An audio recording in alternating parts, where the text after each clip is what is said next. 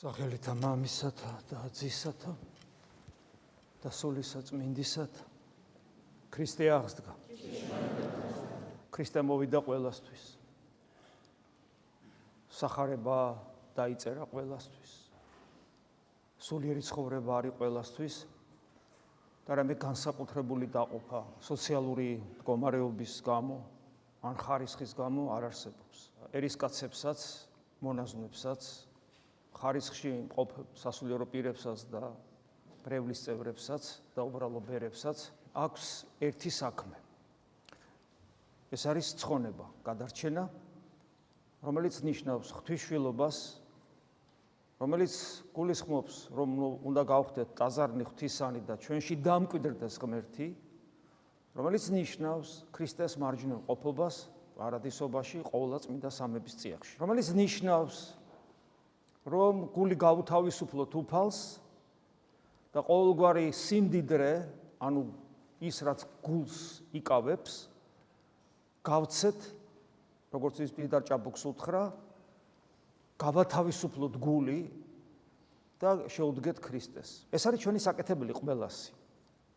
უბრალოდ ზოგს მიეცა ერთი ტალანტი დასაწყისში, ზოგს 2, ზოგს 5. ზოგმა უნდა გამოიღოს 30 ნაყოფი, ზოგმა 60, ზოგმა 100. ეს უკვე ნიჭის მიხედვით. მაგრამ ვისაც გამოაქვს 30 ნაყოფი და ვისაც გამოაქვს 100 ნაყოფი, ერთნაირად იღწვის, ერთნაირად ერთგულებს უფალს. და როცა ჩვენ ვაკლებთ ერთგულებას, ნიჭის შესაბამისად 30 ნაყოფიანს არავინ არ მოსთხოვს, რომ 100 ნაყოფი გამოიღოს, მაგრამ 30 ნაყოფიანი ისევე იღწვის და შრომობს, როგორც 100 ნაყოფიანი. მაგრამ როდესაც ვაკლებთ ჩვენ ამ ნაყოფს, შრომას უფრო სწორედ, ჩვენი ცხოვრებაც რთულდება და რთულდება გარდაცვალებაც. გართულდება ღვთისწინაშე წარსდგომად და ჩვენი სამსჯავრო ნაწილობრივ მაინც საშინელი იქნება, იმიტომ რომ ჩვენთვის ჩვენივე ხვედრი გაურკვეველი იქნება. ეს მძიმე განსასწრელია, მინდა გითხრათ, ძალიან მძიმე და ჯობია რომ ეს განსასწრელი არ გავიაროთ. ჯობია რომ გარდაცვალებას რომ მივახლოვდებით, იმგვარად წავსდგეთ ღვთისწინაშე, რომ ჩვენი ვალი მოხდილი გქონდეს, თანანადებნი გადახდილი გქონდეს. რასაც ჩვენ წმინდა წერილში ვკითხულობთ, რასაც წმინდა მამებთან ვკითხულობთ, ყველაფერი გვეკუთვნის ჩვენ, უბრალოდ რაოდენობრივი მაჩვენებლით არიან მონაზვნები, თუ განსაკუთრებულად ნიჭიერი ადამიანები ჩვენზე უპირატესდება. მხოლოდ რაოდენობრივი მაჩვენებლით, იმიტომ რომ ქრისტე არა მარტო გრიგოლ ხანძთელში მკვიდრობდა, არამედ ჩვენშიც უნდა დამკვიდრდეს. ამას ნიშნავს ვიყოთ ქრისტიანი და თუ ჩვენში ქრისტე არ დამკვიდრდება, ჩვენ ქრისტიანები არა ვართ და არანაირი თქვათ თავის მართლება რო იცი, ჩვენ ვართ ერისკაცები, ეს ჩვენ არ გვშველის, იმიტომ რომ ქრისტიანობა ეს არის, სხვა ქრისტიანობა არ არსებობს.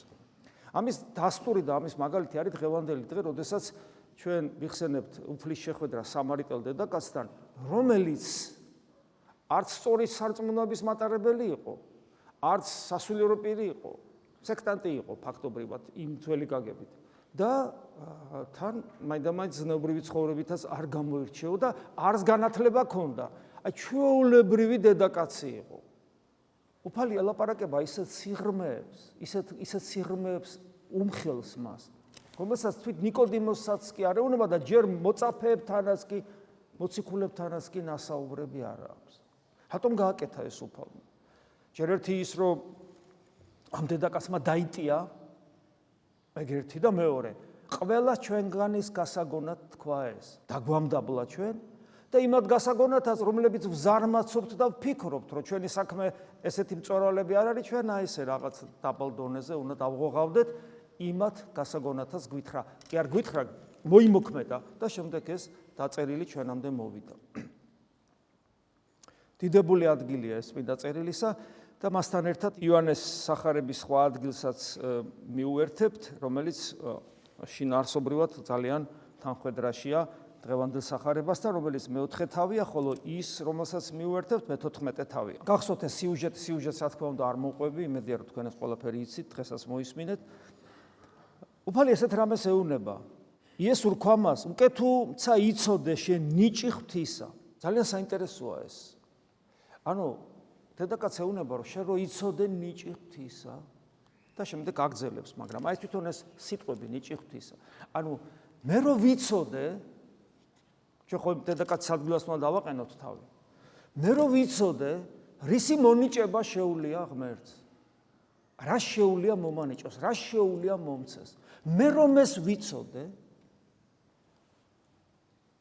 აღარ უკაცრავად ამ სიტყვისთვის აღარ დავახურდავდი ჩემ ქრისტიანობას 1000 სათხოვარში და 1000 მისწრაფებებში და 1000 გულის თქმაში, ვაი ეს მინდა. მე რომ ვიცოდე, გაცნობიერებული მქონდეს, ნიჭი ღვთისა რა არის. რისი მოცემა შეუულია ღმერთს. აი უძღების შვილის იგავში უფროსი შვილის ძმა არის ზუსტად აი ესე. ყველაფერს აკეთებს სწორად, მართალი კაცია, მაგრამ ნახეთ რა შეუნება მამას, ერთი თიკანი ვერ მომეციო. და როცა მამა რა შეუნება მე, ყველაფერი რაც მე მაქვს შენია. რასაც მამობა მოიცავს თლიანად, ყველაფერი შენია. ანუ რასაც ღმერთობა მოიცავს, ყველაფერს გვაძლევს და ჩვენ თიკანის მოსურნელი ვართ მხოლოდ. იმიტომ რომ არ ვიცით ნიჭი ღვთისა რა არის. ღმერთი გვაძლევს ყველაფერს. ყველაფერს გვაძლევს. ანუ ღმერთის შვილობას, მადლით ღმერთობას, თავის მარჯვნივ ყოფობას გვაძლევს. გესმით? ყველაფერს. ასე რომ ეს სიტყვები, აი თითქოს უბრალო დედაკაცს ეუნება, ხე იმარა აიცოდა, შენ თუ იცი, შენ რომ იცოდე ნიჭი ღვთისა და მე ვიცი ნიჭი ღვთისა, არც მე არ ვიცი. და ვინ არის რომელი გეტყვის შენ? ესეც ვინ არის რომელი გეტყვის შენ? ვინ არის რომლის სიტყვები გვესმის თუნდაც ახლა? ვინ არის რომელსაც ჩვენ მივიახლებით ზიარების დროს? ვინ არის ის? ეს რომ ყველაფერი იცოდე, მაშინ ეუნება შენცა სთხოვემას და გცამცა წყალი ცხოველი.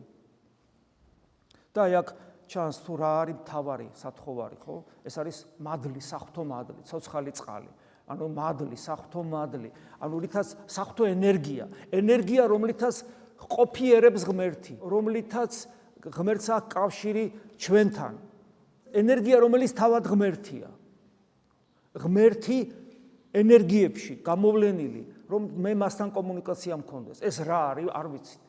ეს მხოლოდ შეიგზნობა, ეს მხოლოდ განიცდება, ამ ენერგიის მიერ არის დაწერილი წმინდა წერილი, ამ ენერგიის მიერ არის პური და ღვინო გარდასა შეცვლილი ხორცსა და სისხლა თუფლისა, ამ ენერგიის მიერ მოვინათლეთ, ამ ენერგიის მიერ ვლოცულობთ, ამ ენერგიის მიერ ვარსებობთ, ამ ენერგიის მიერ არის გულისცემა ჩვენი, ამ ენერგიის მიერ არსებობს სამყარო, ამ ენერგიის მიერ არსებობს ატომი, ელექტრონი, galaktikები, ჩვენი სინდისი, ჩვენი გონება, ჩვენი თავისუფლება, ჩვენი ნებელობა, ჩვენი პიროვნულობა, ჩვენი არჩევანი, ყველაფერი ამ ენერგიის მიერ არსებობს. და ეს ენერგია კონცენტრირებული სახით, არა ისე როგორც თელ სამყაროზე რომ არის განფენილი ადამიანზეც და ცხოველზეც, ქვაზეც და ასე შემდეგ, არამედ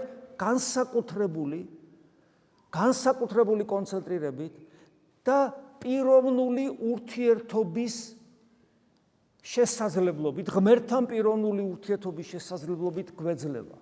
ანუ უბრალოდ ენერგია კი არ გეძლება, რომელიც აი ენერგია საღვთო ენერგიით ცოცხლობს ცხოველი, საღვთო ენერგიით ელექტრონი მოძრაობს ატომის გარშემო, საღვთო ენერგიით ანათებს, ყველაფერი საღვთო ენერგიით არსებობს, მისი ნებით არის, არამედ მასთან პიროვნული, მამაშვილური ურთიერთობის რეალიზებისათვის მეძლება ეს ენერგია, აი ეს ცოცხალი წყალი. რომელმაც სვას წყლის ამისაგან, რომელიმე მივცემას არღარას წყუროდეს უკუნისა. რას წყურია ადამიანს? ადამიანს წყურია თავისუფლება, ადამიანს წყურია თავისი პიროვნული რეალიზება, ადამიანს წყურია ბედნიერება. და აი არასოდეს არ აქვს თან ეს ყველაფერი და უფალი გვეუბნება, რომ ეს ყველაფერი შენ საღვთო მადლით დაგარწყულებს, აღარ მოგწყურდება, ანუ შენ იქნები ბედნიერი. და შენ იქნები რეალიზებული პიროვნება, ღვთის ხატი და მსგავსი, ღვთის შვილი, მადლით ღმერთი.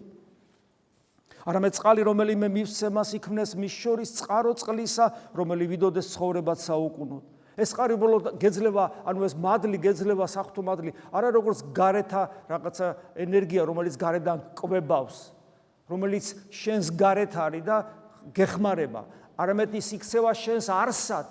შენს ონტოლოგიათ, აი მესტერული ტერმინი რო ვთქვა, ანუ შენში შემოდის, შენში მკვიდრდება და თავად შენი გულიდან იდინებს მერე უკვე. საოცრება ხდება, ხო?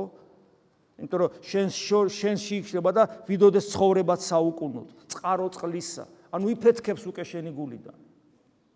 ანუ შენ მართლაც მადლით ღმერთი ხდები. ამიტომ ღმერთი თუ არა ხარ შენში საღვთო ენერგია, როგორ წყაროს თვალებით, როგორ იჩუხჩუხებს, მოდი ასე ვთქვა, შენი გული და თუ შენ მადლით ღმერთი არა ხარ. აი ამას გველაპარაკება. ვისეუნება თან წარმოგიდგენიათ? აი ხა ჩვენ ამაზე ვსაუბრობ და ვიგებთ რამეს და ვისეუბნება. და რატო ეუბნება კიდევ ერთხელ ვიმეორებ? იმიტომ რომ მე რომ მოვისმენ, არ გადავდო გვერდზე და არ ვთქვა რომ არა, ეს გრიგოლ ხანძთელს ეხებოდა, მე არ მეხება, მეხება. თუ იმ დედაკაცს ეხება, მე არ მეხება, კაცო. ქრისტიანები ვართ. თქვა მას იესო, დედაკაცო, გწმენინ ჩემი. ერთ-ერთი მთავარი პირობა, რომ ყველაფერი რეალიზდეს. გვწამდეს ქრისტესი. რას ნიშნავს გვწამდეს ქრისტესი? ვენდობოდეთ, მისი ყოველი სიტყვა აბსოლუტურად სანდოა და ეს ჩემს ცხოვრებას უნდა წმლიდეს. გწმენინ ჩემი, რამე თუ მოვალს ჟამი და აწვიარს ეს დრო, ოდეს ჭეშმარიტი თაყვანისმცემელი თაყვანისცემდნენ მამასა სულითა და ჭეშმარიტებითა, რამე თუ მამაცა ეგეთა ვითართა ეძიებს თაყვანისმცემელთა მისთა.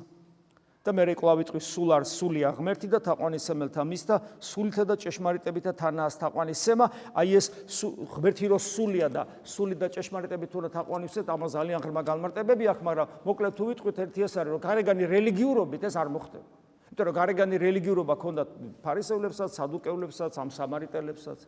გარეგანი რელიგიურობა გვაქვს წლები და წლები ჩვენ, მაგრამ შედეგს ვერ ვიღებთ, იმიტომ რომ აი ეს თავარი პრინციპი, რომ ღმერთი სულია, ღმერთი ტრანსცენდენტულია, ანუ სული და ჭეშმარიტება, საღვთო მადლით, ჭეშმარიტებით ქრისტესთან ერთად, ანუ როგორც პავლე მოციქული ამბობს, როცა მე ლოცულობ, ჩემში საღვთო მადლი ლოცულობს, აი ჩემში რომ ნელ-ნელა მკვიდრდება საღვთო მადლი, საღვთო მადლთან ერთად. ანუ ვერ იქნები ღმერთის გარეშე. აი როგორც ვერ დაინახავ, თქვათ, საგანს სინათლის გარეშე. იმიტომ რომ ის საგანს კი არ ხედავ, საგნიდან არ ეკლილ სინათლეს ხედავ. და ნათლითა ვიხილოთ ჩვენ ნათლითა შენითა ვიხილოთ ჩვენ ნათელი, როგორც ფსალმუნი ამბობს. ღმერთი თუ უნდა ვიხილო ღმერთი. თუ ღმერთს გულს არ გაუხსნი და ამას წინაპირობა თავდაბლობა, მორჩილება, ერთგულება და ასე შემდეგ. თუ ღმერთს გულს არ გაუხსნი, ღმერთს ვერ ვიხილავ. და ეს არ მოხდება, რაზეც აქ არის საუბარი. მაგას ნიშნავს სული და ჭეშმარიტებით თაყვანისცემა. რაც არ უნდა რელიგიური წესი აღასრულო, როგორ ზნეობრივადაც არ უნდა ცხოვრობდე, თუ შენში ღმერთი არ დამკვიდრდება, შენ ღმერთს ვერ მიახლები და თაყვანისცემა, ანუ მასთან ურთიერთობა არ იქნება. თქვათ მას დედაკაცმა, ვიცი რამე თუ მესია მოვალს, რომელსაც ქვია ქრისტე, მესია ქრისტეს ნიშნავს, ანუ ცხებულს, ანუ ღმერთმა რო სრულად მისცა საღვთო ენერგია მაგას ნიშნავს. ქრისტე არის ის, ვისშიც სრულად თელი სისავსით არის საღვთო ენერგია. ღმერთი გამოჩნდა ხორცით. და არა მარტო უბრალოდ ენერგია, როგორც წმინდანში, არამედ ამ შემთხვევაში ერთ პიროვნებაში ადამიანი და ღმერთი შეერთდა. სრული სისავსე ცხებულობის ამას ნიშნავს. ვიცი რომ მოვალს ქრისტე და ოდეს მოვიდეს იგი, მითხრას ჩვენ ყველაფერს მეტყვის. ძალიან მნიშვნელოვანია. ანუ დედაკაცი ამბობს, რომ მოვა ის, ვინც სრულად ღმერთის სიტყვა იქნება და ღმერთის სახელით დამელაპარაკება, ბოლომდე გაცნობიერებული რომც არ გქონდეს, რომ თავად ღმერთი მოვა პიროვნულად, აი ამ დონეზე მაინც თუ ესმის, თავარი ნაყოფი დედაკაცი ამბობს, იქნება ის, რომ ჩვენ ყველაფერს გვეტყვის. რა არის ეს ყველაფერი? რა ყველაფერი უნდა გითხრას? რამე შეიძლება იყოს დაფარული? ხო დღეს ხო არის ეს ათასნაირი მიმდინარეობაა, რომ ესე იგი ყველაფერი კი არ ვიცით, რაღაცები დაფარულია, რაღაცები ბოლომდე არ ითქვა, რაღაცებს ვერ ვიგებთ და ასე შემდეგ არის რაღაც ეს აღმოსავლური ოკულტური რაღაც მიმდინარეობის რაღაც ამგვარად დაზიანებული ადამიანები ესე ფიქრობენ. ხო და ყველაფერს გვეტყვისო და ეუბნება უფალი ყველაფერს. აქვე ეუბნება ამ დედაკაცს და რას ეუბნება? რა არის ეს ყველაფერი? თქვა მას იესო, მე ვარ, აი ყველაფერი. რა არის ყველაფერი, რაც უნდა ვიცოდეთ? რომ ის არის ის, ვინც არის. მე ვარ. აი მოსეს რო უთხრა ცეცხლოვანი მაყვლიდან. ვინ ახარ? მე ვარ. აი იგივეს გვეუბნება, მე ვარ. მე ვარ. ყოფიერება არის მე ვარ. ეს ძველმა ადამიანებმა ძალიან კარგად იცოდნენ. ეს რომ ის სიტყვათა წყობაა, რომლითაც ღმერთი ელაპარაკება მოსეს. ეს არის თავარი ცოდნა, რომ იესო ქრისტე არის ღმერთი, სამყაროს შემოქმედი. რატომ არის ეს თავარი ცოდნა? და სხვა ცოდნა არ გჭირდება. რატომ? იმიტომ რომ შენ თუ იცი და მართლა გჯერა რომ და გწამს რომ იესო ქრისტე არის ღმერთი, სამყაროს შემოქმედი, ადამიანად მოსული, მე ყველაფერს დაუჯერებ მას. და არა ისე ჩვენ რო თან გვწამს და თან არ უჯერებთ. თან სანახევროდ უჯერებთ, თან ისეთად, აი რაღაც. როცა ჩვენ გვაქვს ჩვენ ცხოვრებაში ადგილები, სადაც ქრისტე არ არის. ჩვენ ცხოვრებაში სულ არის ესეთი ადგილები. ქმედებაში, სიტყვაში, გულში, მდგომარეობაში, სადაც ქრისტე იქ არ შეიძლება იყოს, არ ესაქმება არაფერი ქრისტეს. აი ეს აღარ იქნება, თუ მე მართლა ვაცნობიერებ, რომ ის გავაცნობიერებ, რომ ის არის ის, ვინც არის. ეს არის მთავარი ცოდნა. და მე ეუბნება, უკვე თუ რაოდენი ითხოვოთ სახელითა ჩემითა, მე ვყო. ანუ მე აღვასრულებ, რასაც და ეს უკვე მე-14 თავში გადავდივართ, რასაც ითხოვთ, რადგან ის არის, ესე იგი ჩვენთან მასთან კომუნიკაცია თუ გვექნება, ის ჩვენ სიტყვას ისმენს, ღმერთი ისმენს შენ სიტყვას, მას უყვარხარ, იმ დონეზე უყვარხარ, რომ შენს მაგივრად ყდება და ამიტომ ის აღასრულებს ყველაფერს, მაგრამ ამას წინაპირობა აქვს. რატომ? იმიტომ რომ შენ თუ ისეთი რამე თხოვე, რაც მის წმინდა ნებას ეწინააღმდეგება, ის არ აგისრულებს ამას, იმიტომ რომ ეს შენთვის მომაკვდინებელი იქნება, იმიტომ რომ ის რაც შენში ხდება ღვთისნების საწინააღმდეგოდ, ამ ღვთისნების საწინააღმდეგო ქმედებას ღმერთიდან გაყავხარ, ღმერთიდან როგორც სიცოცხლიდან გაყავხარ და ღმერთიდან გასვლა როგორც სიცოცხლიდან არის მიმართულება ჯოჯოხეთისკენ. ამიტომ ჩვენი სურვილები, ჩვენი სათხოვარი, რაც მის წმინდა ნებას ეწინააღმდეგება, ანუ მის სიცოცხლეს, ერთადერთ სიცოცხლეს ყოფიერებაში ეწინააღმდეგება, გაყავხარ რა მისი სიცოცხლიდან, მიდიხარ ჯოჯოხეთისკენ, ანუ უღმერთობისკენ, ამიტომ რაც არ უნდა ითხოვოს სახელთა ჩემითა მე ვყო, ეს მხოლოდ და მხოლოდ იმ სათხოვარს ეკუთვნის, რომელიც ღვთისნებასთან კონფრონტაციაში არ მოდის და ეს საიდან ჩანს, ეგრევე გრძელდება. უფალი ამბობს ამ სიტყვების მერე, უკვე თუ გიყვარ მე, ცნებანი ჩემი დაიმარხენით. ანუ ვინ იმარხავს ცნებებს? რა არის ცნებების დამარხვა? რას ნიშნავს? ეს არის ღვთისნების ცხოვრება. არც მეტი, არც ნაკლები. ღვთისნები ცხოვრობ, ცნებებს იმარხავ. და როგორც კი ეს მოხდება, მე აგძელებს და მე ვკითხო მამასაც ჩემსა და სხვა ინუგეშინის სემელი მოგივლინოს თქვენ, რათა თქვენთანა დაადგრეს უკუნისამდე. ანუ როგორც კი შენ ღვთისნებები, ქრისტეს ცნებების აღსრულებელი იქნები, უკვე იმ წამსვე განკაცებული ღმერთის მეოხებით შენში შემოდის სულიწმინდა ღმერთი, აი ცოცხალი წყალი, რაზეც სამარიტელ დედაკაცს ეუნება. ის რასაც ეუნება სამარიტელ დედაკაცს, უფალი ახსნის ეს როგორ მოხდება. ქრისტეს ცნებების, ანუ ქრისტეს ერთგულებით, მისი ნების მიხედვით ცხოვრებით და შემდეგ სულიწმინდა ღმერთი, რომელიც საღვთო ენერგიით შემოდის ჩვენში და ეს არის ყველაზე მთავარი სათხოვარი, იმიტომ რომ ჩვენ ამით ხვდებით ის რადაც ღმერთმა ჩაგვიფიქრა და ამიტომ ამას ვევედრებით და სულიწმინდა ღმერთი მოდის და დაადგრეს უკუნისამდე. დაადგრეს უკუნისამდე მარადისობას ნიშნავს. ანუ დაადგრეს უკუნისამდე ნიშნავს იმას კი არა, რომ შემოვიდა ჩემში და გაგზელდა დღესაც არის, ხვალეც არის, ზეგაც არის, მაზეც არის და სულ იქნება. ესე მარტივად კი არ უნდა გავიკოთ, არამედ შემოდის ჩემში მარადისობით შე모დის. მარადისობა სხვა ტიპის ყოფიერებაა. მარადისობა არ არის დღეს, ხვალ, ზეგ, მაზეგ, ამის შემდეგ იმის იქ 1000 წლის მერე, მილიონი წლის მერე, ეს არ არის მარადისობა. მარადისობა არის სხვა ტიპის ყოფიერება, რომელიც უკვე შემოდის ჩემში და აი ამას ნიშნავს, როცა ვამბობთ ხოლმე ადამიანმა თუ ქრისტიანია, უნდა განიცადოს ღმერთი საკუთარ თავში, ეს ნიშნავს, რომ მან უნდა განიცადოს ღმერთი როგორც სიცოცხლე, ოღონდ ეს სიცოცხლე არის სხვა სიცოცხლე. და როგორც კი ადამიანი ამას განიცდის, მისთვის მთავრდება სიკვდილი. იმიტომ ის აღარასოდეს მოკვდება, არამედ გარდაიცვლება სიკვდილისაგან სიცოცხლეში, ანუ მეტად გადავა სიცოცხლეში, რომელიც არის ღმერთი. ამას ნიშნავს უკუნისამდე დაადგრეს და არა, ვთქვათ, რაღაც დროში გამცობილი მარტივი გაგება არ აქვს ამას. და კვლავ აგზელებს, რომ ეს სული, რომელიც ნუგეშინის ცემლად იწოდება, აქ ესეც საინტერესოა. ეს ნუგეშინის ცემულობა, რას ნიშნავს ნუგეშინის ცემულობა? რომ ჩვენ ხო აქ განსასწრებლებში ვართ, ხო სულ გვიჭირს და სული, რომელიც მარადისობას მაძლევს, ამავე დროს ნუგეშინის ცემელიც არის, ნუგეშსაც მაძლევს, ანუ ამ მიწიერ ცხოვრებას მიტყბობს, ამიტომ ვამბობ ტკბილი ესო, მიტყბობს, მაბედნიერებს აქვე, ხორჩი მყოფობის დროს, განსასწრებლების ჟამს, ამას ოფლის სულთან, ეშმაკთან, საკუთარ დაცემულ ბუნებასთან ბრძოლის ჟამს, უსამართლობის ჟამს, ტკივილის ჟამს, ავადმყოფობის ჟამს, გარდაცვალების ჟამს, ყოველთვის მანუგეშებს, იმიტომ რომ ის ჩემთან არის და მას ნუგეშინის ცემელი ქვია. ანუ აქაც ამ ცხოვრებაშიც ნუგეშს მაძლევს, ეს ნუგეშის სიხარულსაც უკავშირდება, ამიტომ ამბობს პავლე მოციქული მარადის გიხარობდნენ და რა თქმა უნდა იგი მარადულ სიცოცხლესაც განმაცდებინებს.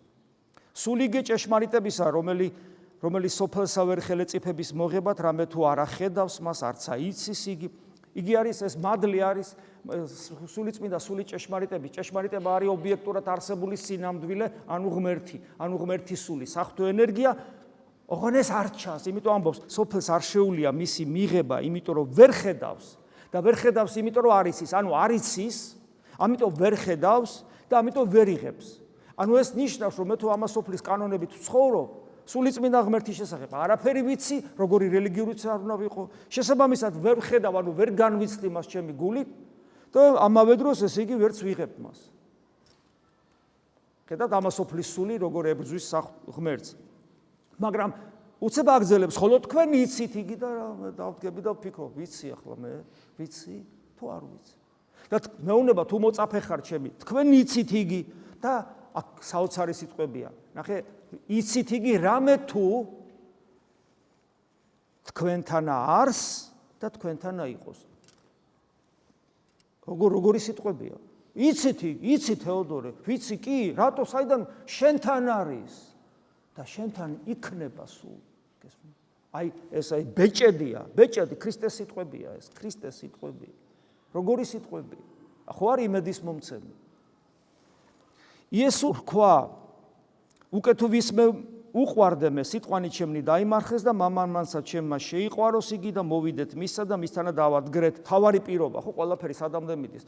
რწმენა, იმედი და სასოება და სიყვარული. სიყვარული და სიყვარული ღვთისა იოლია ჩვენთვის, იმიტომ რომ ღმერთი მოვიდა ადამიანად და ჩემს მაგივრად მოკვდა. ამიტომ მე მეიოლება, რომ დავინახო მისი სიკეთე გაკეთებული ჩემთვის და შევიყვარო იგი. აი სიყვარული, ქრისტეს სიყვარული განაპირობებს ყველაფერ ამას, ასე ჩვენ ვსაუბრობთ. იმიტომ რომ უფალი ამბობს, უკეთო ვისმე უყვარდეს სიტყვანი ჩემნი დაიმარხნეს, ანუ ჩემი ერთგული იქნება, ჩემი ნების აღსრულებელი იქნება და მამა შეიყვარებს და მოვიდეთ მისსა და მისთანა დავადგრეთ, ანუ მამა და ძედა, ხოლო ნუგეშინის ცემელი სული გიწმინდა, რომელიც მოავლინოს სახელითა ჩემითა მამამან, მან გასწავლოს თქვენ ყოველი, ანუ ესე იგი სულიწმინდა ღმერთი ხო უკუნისამდე მოვა, ძედს და მამას ანუ ყოველა წმინდა სამება მკვიდრდება ჩვენში.